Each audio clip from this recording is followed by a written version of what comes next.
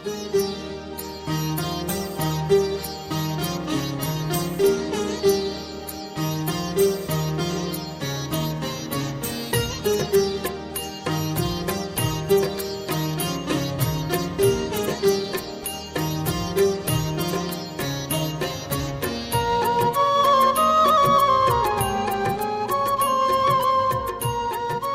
लोगों को बहुत बार बताया जा चुका है कि जीव का परम चरम लक्ष्य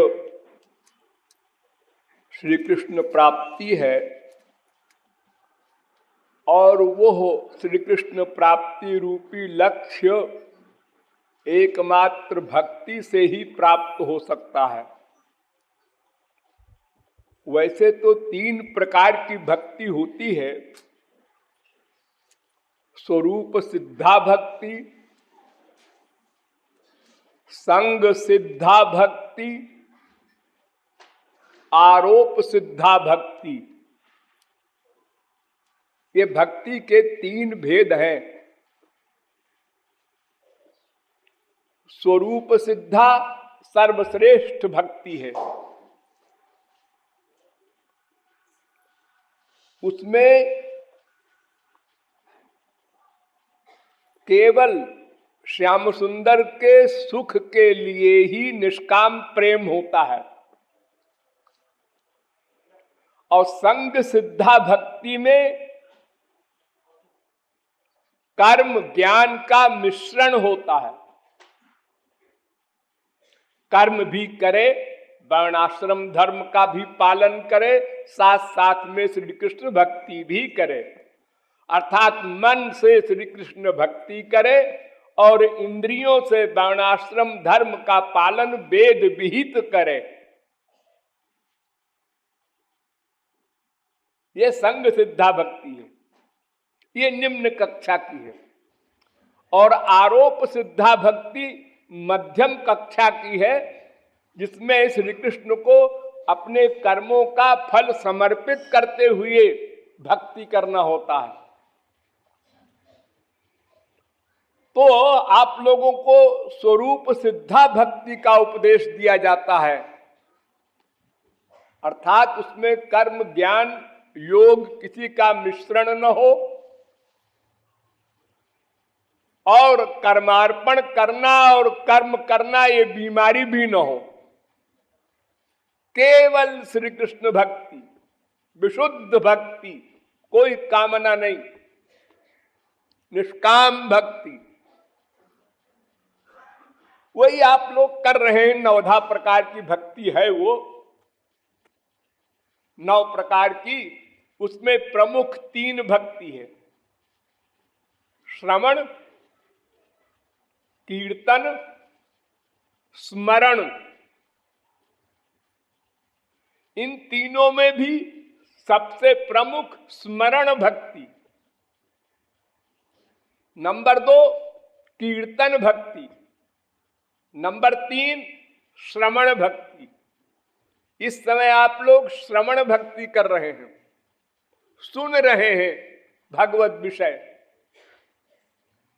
जब आप लोग नाम गुण लीला का गान करते हैं वो कीर्तन भक्ति है, और जब आप भगवान का स्मरण करते हैं मन से, वो स्मरण भक्ति है।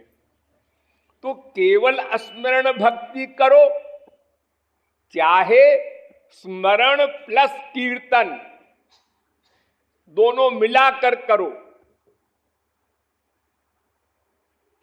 लेकिन स्मरण भक्ति अवश्य हो। स्मरण भक्ति के बिना कोई भक्ति लक्ष्य को नहीं दिला सकती, भगवान से नहीं मिला सकती। ये सब बातें आप लोगों को बहुत बार समझाई जा चुकी है। ये तो दवा है, औषधि है, इसके खाने से भव रोग समाप्त हो जाएगा। लेकिन परहेज भी बहुत आवश्यक है। कोई डायबिटीज का मरीज पेट भर मिठाई खाए, चीनी खाए और डायबिटीज के रोकने की गोली और इंजेक्शन भी ले, इंसुलिन, वो काम नहीं देगा। कमाना बड़ी बात नहीं है, गमावे ना, ये बड़ी बात है। आप 1 करोड़ कमा के और चौरस्ते पर रखी आए, दूसरे दिन गए देखने, वहां कुछ नहीं था। ऐसे ही होता है कुसंग, दोष।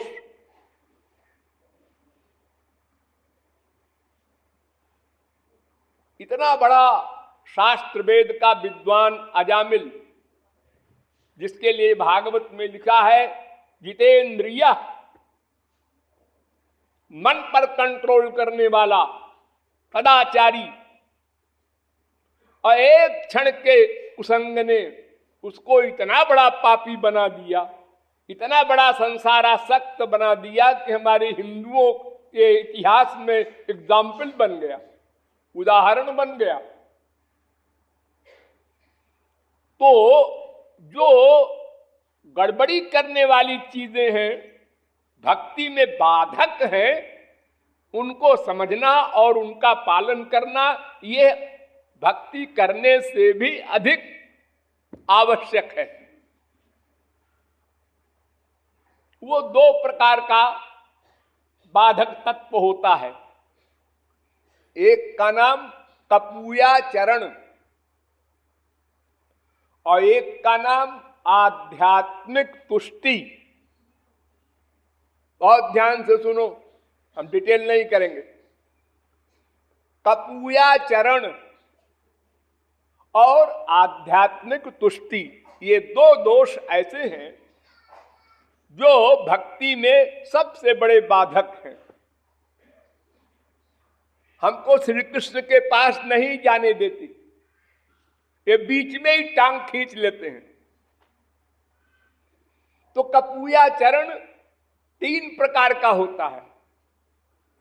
जिह्म भाव, अनृत भाव, माया भाव, ये 3 प्रकार का कपूयाचरण होता है।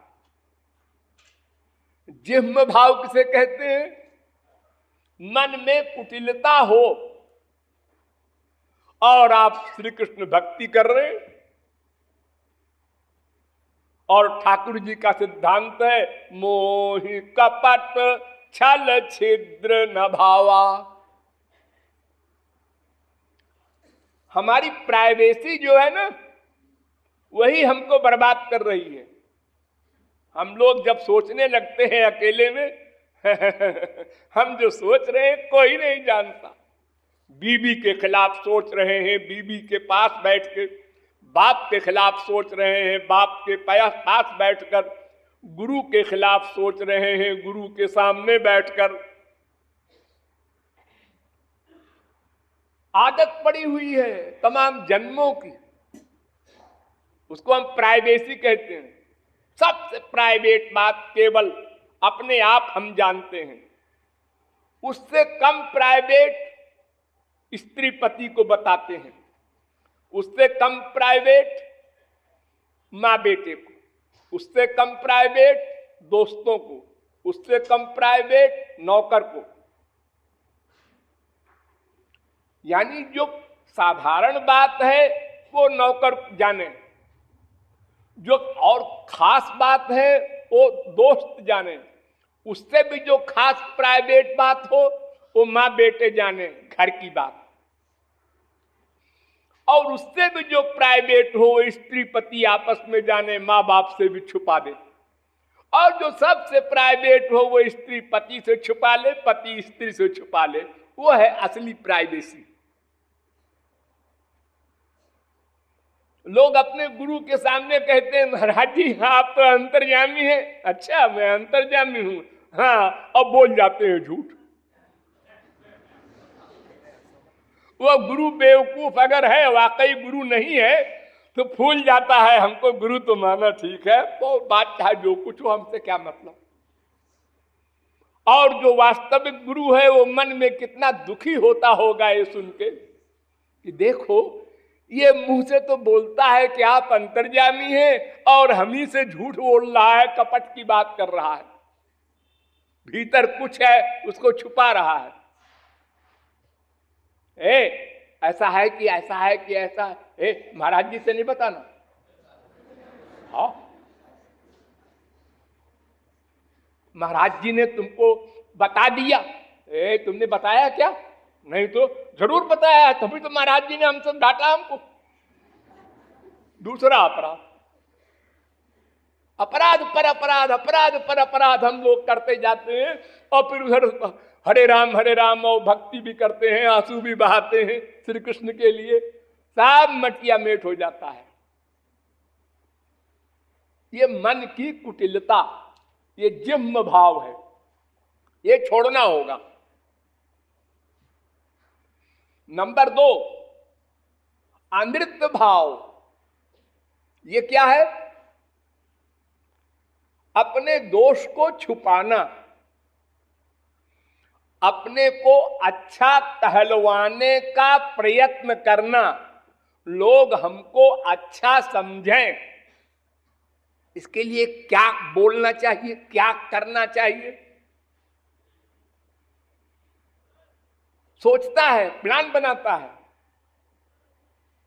इधर से दान करो, उधर से गठरी चुराओ, दोनों काम करो एक साथ, तो लोग समझेंगे बड़ा दानी है।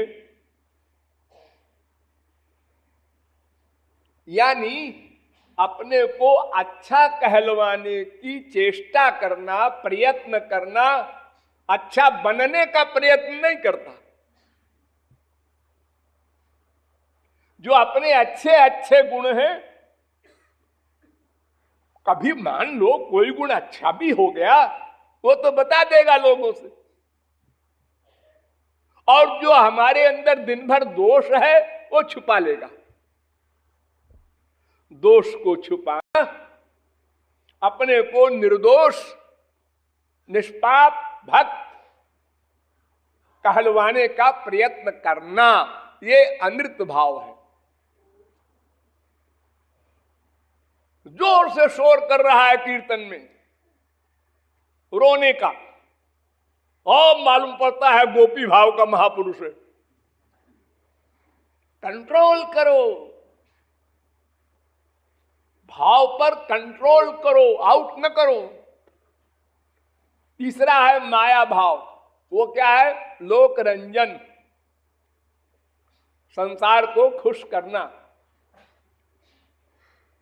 पब्लिसिटी जिसे कहते हैं, अपना प्रचार करना झूठा। तो ये 3 है कपूयाचरण, इनको छोड़ना होगा। कान खोल कर सुन लीजिए, छोड़ना होगा। आज छोड़ो या करोड़ों जन्म के बाद छोड़ो, एक दिन छोड़ना होगा, अन्यथा श्री कृष्ण भक्ति नहीं मिल सकती, गुरु कृपा नहीं मिल सकती। सर पटक के मर जाओ, करोड़ों जन्म आंसू बहाओ, लेकिन ये गमाना, अंतःकरण में ये गंदगी भी ला रहे हो और उधर से साबुन भी लगा रहे हो, तो साबुन लगाने का क्या परिणाम होगा? साबुन लगाने का मतलब ये कि गंदगी ना ऊपर से फिर आवे, उससे बचो। कम से कम आवे, फिर और कम हो जाए, फिर और कम हो जाए, फिर समाप्त हो जाए, ये प्रयत्न करो। तुम तो उल्टा कर रहे हो, लापरवाह हो रहे हो। तो ये हुआ कपूयाचरण। अब दूसरा है आध्यात्मिक तुष्टि। वो क्या होती है? वो 4 प्रकार की होती है। एक तो भगवत तुष्टि, साधना नहीं करते, अजी जब भगवान कृपा करेंगे तो सब हो जाएगा, कृपा करने से ही सब कुछ हो सकता है, तुमको नहीं मालूम? अरे भगवान की कृपा के बिना पत्ता नहीं हिलता। वो जब कृपा करेंगे तो साधना अपने आप हो जाएगी, वो करा लेंगे।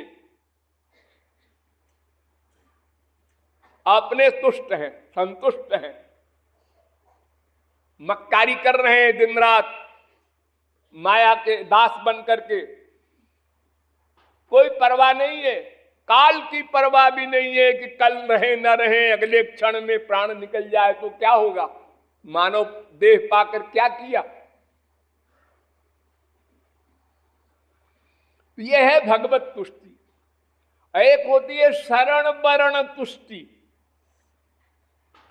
शरण वरण तुष्टि क्या होती है कि मुंह से तो बोल देते हैं तुमेव माता च पिता तुमेव, तुमेव बंधुश्च सखा तुमेव, तुमेव विद्या द्रविणम तुमेव, तुमेव सर्वम मम देव देव, श्री कृष्ण शरणम मम। ये क्या है? ये मंत्र है हमारे गुरु जी का, श्री कृष्ण शरणम मम। एक संप्रदाय का ये भी मंत्र है। क्या मतलब? मैं आपकी शरण में हूं। ऐसे ही तो अर्जुन भी शरण में था। शिष्यस्ते हम साधिमाम त्वाम प्रपन्नम, मैं आपकी शरण में हूं लेकिन युद्ध नहीं करूंगा।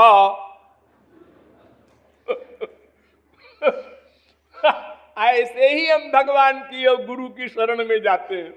आपकी शरण में है लेकिन आपकी सब आज्ञा नहीं मानूंगा, जो हमारे मन के मुआफिक होगी उतना मानूंगा, बाकी को हटा दूंगा।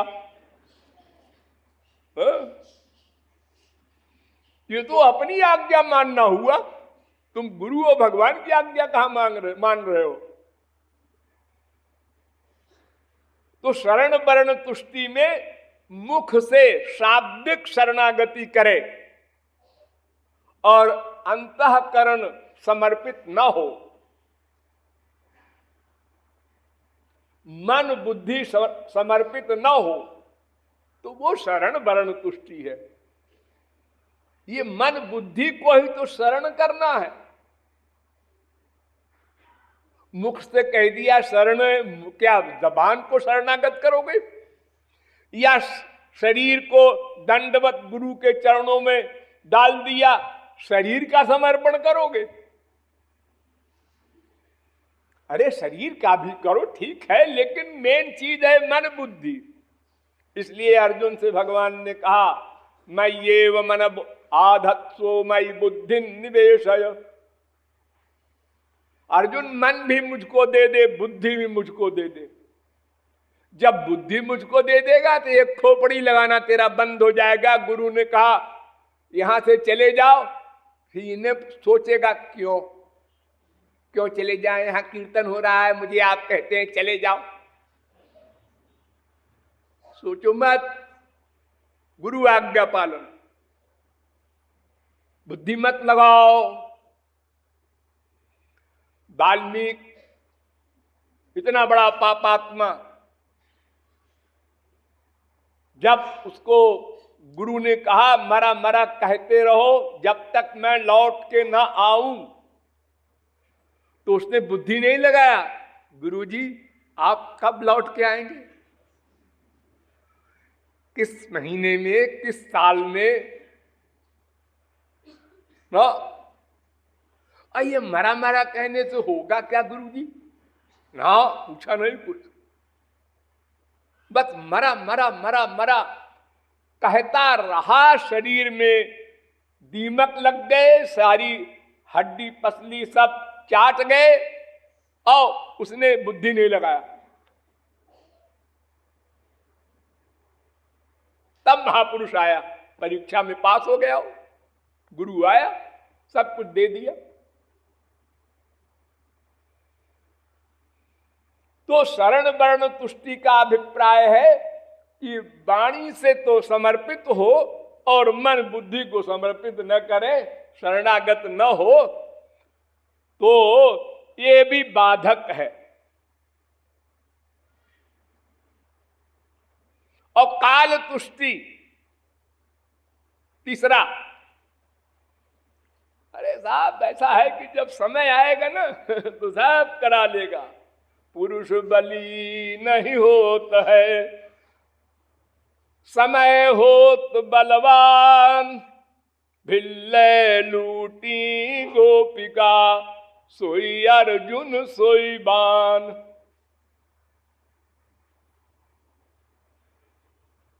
जब समय आएगा तो वो करा लेगा हमसे। बड़ा समय बलवान होता है,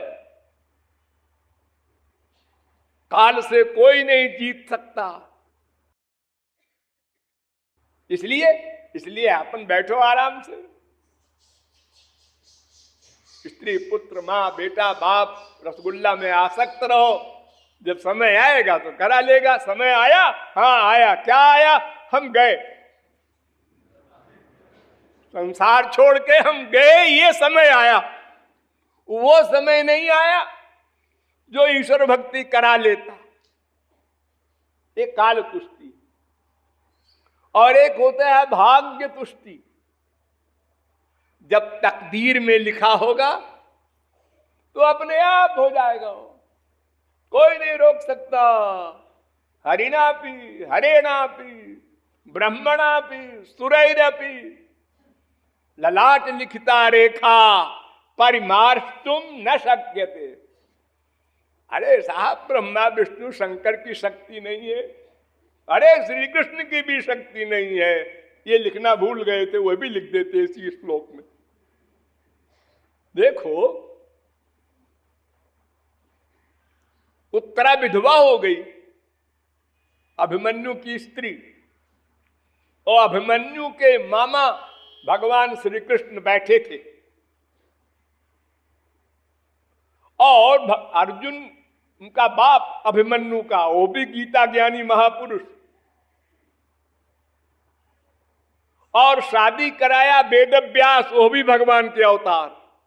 यानी तीन तीन भगवान, वेद व्यास भी, श्री कृष्ण भी, अर्जुन भी। और अभिमन्यु मारा गया, कोई नहीं बचा सका। तो विधिकर लिखा को मेटन हारा, कोई नहीं मिटा सकता।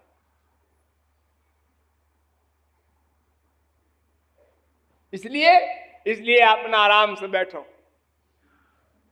अरे बाबा, लोगों को क्या है, इनका काम धाम तो कुछ ही नहीं, ऐसे ही बक करते रहते हैं, भजन करो भजन करो भजन करो। अरे हमारे बाल बच्चे हैं, उनको हम संभालें, उनकी चिंता करें। अभी तो एक एक बच्चे को 10-10 लाख का प्रबंध किया है, 10-10 करोड़ का जब तक न हो जाए तब तक हम भला चैन से बैठेंगे? बाबा जी के कहने में आ जाए, बस 24 घंटे राधे राधे बोलो। अरे राधे राधे बोले, कोई दिमाग खराब है क्या हमारा? हम तत्व को जानते हैं, भाग्य जब होगा तब करा लेगा। ये 4 प्रकार की तुष्टि है, आध्यात्मिक तुष्टि कहते हैं इसको। ये बीमारी जिसके दिमाग में भर गई,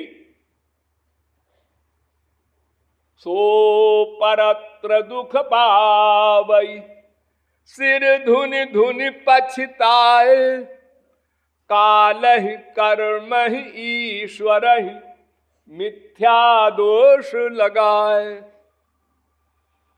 इस प्रकार ये दोष लगा करके भाग्य भगवान आदि के ऊपर आत्महत्या करता है, आत्मा का सर्वनाश कर रहा है। क्योंकि मानव देह छिन जाएगा, मानव देह को छोड़कर बाकी योनियों में साधना भक्ति हो ही नहीं सकती। गया। अब कबहू करी करुणा नर देही, कभी भगवान दया करके मानव देह देंगे संचित कर्म से निकाल करके, तो फिर हम ऐसे ही कर देंगे। 2 दोष से युक्त हो जाएंगे, कपूयाचरण या तो आध्यात्मिक तुष्टि। तो हम भक्ति कैसे करेंगे? और अगर साथ में भक्ति करते भी हैं और इन दोषों से नहीं बचना चाहते या जानते ही नहीं इन दोषों को, तो भक्ति करते रहो। एक अंधा रस्सी बट रहा था, रस्सी, बहुत गरीब था। अब अंधा क्या करता बेचारा, और गांव में रस्सी बटते हैं हाथ से। ये धान का जो पेड़ होता है, पैरा कहते हैं उसको, उसकी रस्सी बनती है। तो रोज अपना रस्सी बटा करता था, उसको बेच के खाना खाता था। एक दिन वो रस्सी बनाता गया और पीछे भैंस बैठी थी, उसको पता नहीं था, बेचारा अंधा था, वो उसको खाती जाती थी। अब उसने अपना गणित लगाया, हाँ 15 फुट रस्सी हो गई, अब आज का खाना हमको पूरा हो जाएगा। अब वो 15 फुट का 14 फुट तो खा गई वो भैंस। जब उसने रस्सी को बटोरने का प्रयत्न किया तो 1 फुट की रस्सी उसको मिली। अरे कहां गई रस्सी, बाकी सब भैंस खा गई। तो इसी प्रकार हमारे इस संसार में भी बहुत से लोग बहुत पैसा कमाते हैं। उनसे पूछो सारे जीवन में तुमने कितना कमाया? सारे जीवन में 50 लाख तो कमाया होगा कम से कम। अच्छा, और जो स्वयं बीमार पड़ गए, ऑपरेशन के लिए 1 लाख चाहिए था तो 1000 भी नहीं निकला, बल्कि कर्जदार हो गए। आमदनी कम, खर्चा अधिक। देखो हमारे इस भारतवर्ष में 500 रुपया महीना कमाने वाला भी है, जिसकी पूरी फैमिली है। वो कहता है महंगाई है, बड़ी मुश्किल होती है। 1000 रुपया कमाने वाला भी है, बड़ी मुश्किल है, महंगाई है। 2000 कमाने वाला भी है, 10,000 कमाने वाला भी है, 25,000 कमाने वाला भी है। सब यही बोलते जा रहे हैं, बड़ी महंगाई है, बड़ी परेशानी है। ऐसा क्यों? जितना जितना पैसा आता है उतनी उतनी कामना बढ़ती जाती है और सब रुपया उसी में समाप्त हो जाता है। अरे भाई साधना में नहीं आए, महाराज जी पैसा ही नहीं था तो किराया तक तो कैसे आते?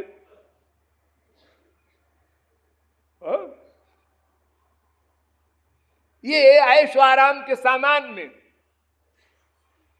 ये पैंट है, ये साड़ी है, कितने की है? गरीब आदमी 100 रुपए की पहने हैं, एक 200 की, एक 500 की, 1000 की, एक 4000 की। ये 4000 की साड़ी क्यों पहनते हो भाई? क्यों पहनते? अरे हमारी आमदनी है ऐसी। फिर ये क्यों कहते हो बड़ी मुसीबत में पड़े हैं, महंगाई है? अरे अपना खर्चा कम कर दो, हम बढ़ाते जाते हैं उसी प्रकार से। इसलिए भक्ति करने के साथ साथ भक्ति में जो बाधक तत्व मैंने बताए उनको मस्तिष्क में रखो और उनसे बचो। हम ये नहीं कहते हैं कि तुरंत छोड़ दो, वो कोई तौलिया नहीं है ये फेंक दिया, ऐसा नहीं होगा। इसके लिए अभ्यास करना पड़ेगा। डेली सोचो, सोते समय 2 मिनट, आज हमने क्या दोष किया, क्या क्या गलत सोचा, शरणागति के खिलाफ, भक्ति के खिलाफ बाधक तत्व को कौन कौन हमने अपनाया, ये गमाया, अपनी हानि किया, और फिर दूसरे दिन सावधान रहो, आज ये गड़बड़ नहीं होने पाएगी, तो कम हो जाएगी गड़बड़, तीसरे दिन और कम हो जाएगी। अरे पढ़ाई करते हैं आप लोग, जितने यहां बैठे हैं 99% पढ़े लिखे लोग हैं। कैसे किया पढ़ाई? पहले ही दिन तो नहीं आप हो गए काबिल हिंदी के, इंग्लिश के, किसी लैंग्वेज से।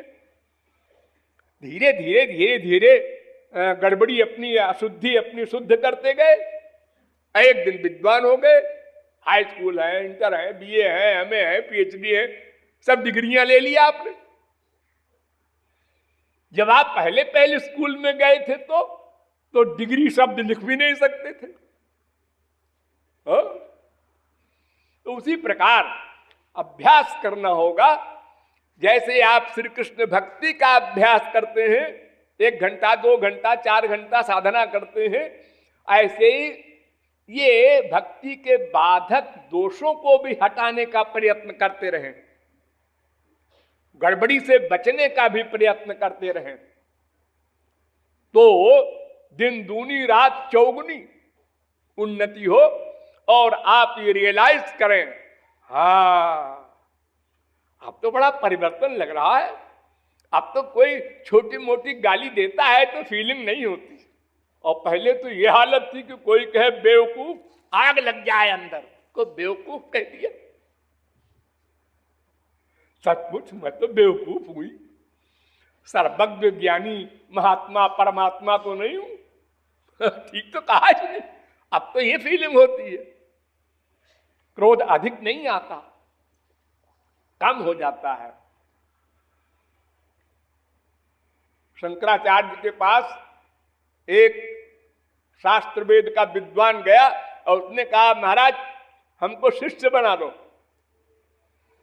उन्होंने कहा हाँ ठीक है, लेकिन जरा अभी गड़बड़ ज्यादा है, इसको निकालो तो शिष्य बनावे तुमको, कूड़ा कचरा सब निकालो अंदर वाला, काम क्रोध लोभ मोह सभी हटाओ। कहां डाले बीज हम, बर्तने नहीं ठीक है, ऊसर में धान का बीज नहीं जमता, उसके लिए खेत बनाना होगा, उपजाऊ जमीन होनी चाहिए। फिर उसके बाद साधना करो, जाओ भक्ति करो। साल भर भक्ति किया उसने, फिर आया तो उससे एक भंगिन को बुलाया और भंगी से कहा, देखो ये आ रहा है ना पंडित उधर से, हाँ, तो झाड़ू लगाते लगाते जरा उसकी तरफ धूला उड़ा देना। वो पंडित आ रहा था, उससे झाड़ू उधर मार दिया और पंडित जी के ऊपर झाड़ू की धूला पड़ गई। अंधा है, दिखाई नहीं पड़ता, हाँ गाली 50 दे डाला उसको। फिर आए शंकराचार्य के पास, महाराज साधना करिया है 1 साल। उनका क्या करिया है, तुम तो अभी लोगों को खाने दौड़ते हो। ऐसे ही साधना नहीं होती, फिर जाओ करो। फिर करके आए तो शंकराचार्य ने कहा है भंगी से कि देखो अब की ऐसा करना, झाड़ू छुआ देना उनके पैर में, वो गंदी झाड़ू। उसने छुआ दिया, फिर वही गुस्सा। उन्होंने कहा अभी ठीक नहीं है, जाओ। तीसरी बार आए और भंगिन ने फिर वही व्यवहार किया, भंगी ने तो चरणों में पड़ गए। भंगी देवता तुमने बड़ी कृपा की और हमको तुम्ही ने तो शुद्ध बनाया। फिर शंकराचार्य ने कहा अब आओ बैठो, सुनो ब्रह्म क्या है। तो गुरु क्या करेगा, करोड़ों जगत गुरु का बाप मिल जाए तुमको, क्या दे देगा जब तुम नहीं सोचोगे कि हमें दोष निकालना है, हमें ये सब गड़बड़ी निकालना है, तब शरणागति होगी। शरणागति का अभिप्राय ये है कि हृदय में केवल हरि गुरु हो, माइक गड़बड़ी कोई ना हो। जितनी मैंने दोष बताए इनको निकालते चलो और भक्ति को बढ़ाते चलो, तभी भक्ति बढ़ेगी। ये जो पढ़ते हो ना, सुनते हो, प्रतिक्षण वर्धमानम, प्रतिक्षण बढ़ती जाती है भगवत भक्ति, और संसार की भक्ति घटती जाती है। भगवत भक्ति बढ़ती जाती है क्योंकि दोष निकलते जाते हैं, और संसार का अटैचमेंट पहले बहुत अधिक, फिर कम, फिर कम, फिर खत्म। फिर वही पति कहता है बीबी से, क्या हमको बीबी मिली, भाग्य में ऐसी लिखी थी, चंडी भद्रकाली, खाने दौड़ती है। ऐसे स्त्री पति को कहती है मन में अपने, और कोई कोई लड़ाई में अपने आप साफ साफ कह देती है, फिर खूब गुत्थम गुत्था होता है वगैरह वगैरह, आप लोग जानते हैं। तो संसार का प्रेम घटता जाता है, भगवत प्रेम बढ़ता जाता है, लेकिन शर्त यह है कि ठीक ठीक साधना हो, जैसा मैंने बताया, स्मरण युक्त, और ठीक ठीक दोष का निराकरण हो। इन गड़बड़ियों को हम निकालते चले तो फिर वो भक्ति प्रतिक्षण बढ़ती जाएगी, और जब पूर्णता को प्राप्त हो जाएगी भाव भक्ति के ऊपर, तब हमारा अंतःकरण शुद्ध हो जाएगा। तब गुरु हमको उस शुद्ध अंतःकरण में स्वरूप शक्ति देगा, फिर स्वरूप शक्ति से विशुद्धा भक्ति और भगवत प्राप्ति, ये क्या भगवान अंडर में हो जाएंगे, तुमको अपना लक्ष्य मिल जाएगा। बोलिए वृंदावन बिहारी लाल की।